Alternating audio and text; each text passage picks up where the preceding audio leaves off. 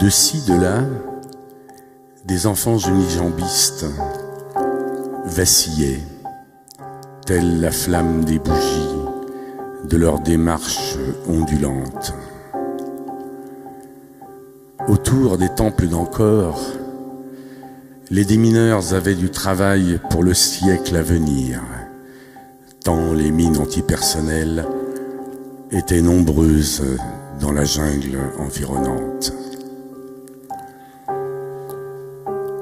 La chaleur était écrasante. Je ruisselais. Déambulant d'un temple à l'autre, admirant les bas-reliefs sculptés, lorsqu'une petite main vint se loger dans la mienne. Ce fut une sensation de fraîcheur, en même temps qu'un doux bien-être s'installait en moi, en nous peut-être.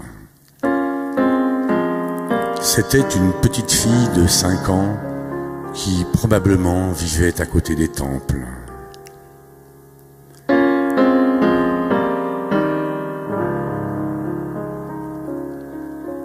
Au moment où je pénétrais dans Taprom, l'un des nombreux temples d'Angkor,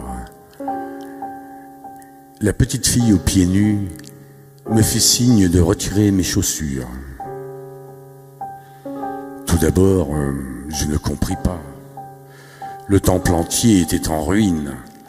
Les quelques murs encore debout étaient soulevés par d'immenses racines qui les enveloppaient tels de grands boas. Rien n'incitait à se déchausser. Tandis que de grands blocs de pierre jonchaient le sol, je vis la petite fille debout sur un socle immense, les yeux fermés, tâter les bas-reliefs du bout des orteils, comme si elle les lisait avec ses pieds. Ma foi, je fis de même. Sensation surprenante de la sculpture qui semble entrer dans le corps, tant le poids entier pèse sur la pierre et son relief.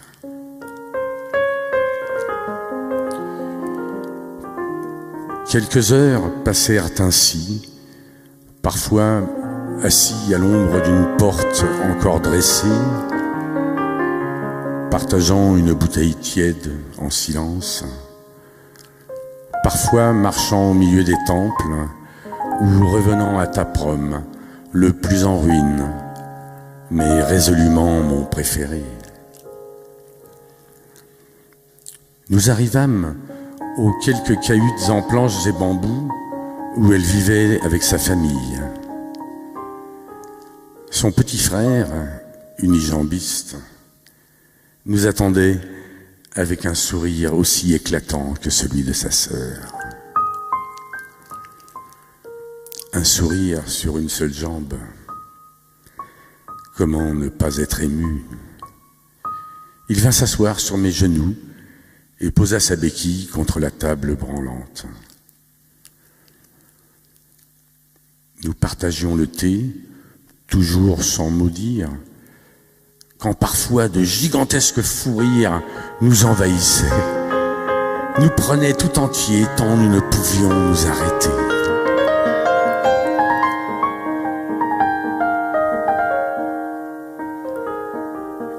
Il y a des moments où le bonheur vient se poser simplement, sans façon, sans parole ni langue commune, comme s'il avait lui aussi besoin de se ressourcer.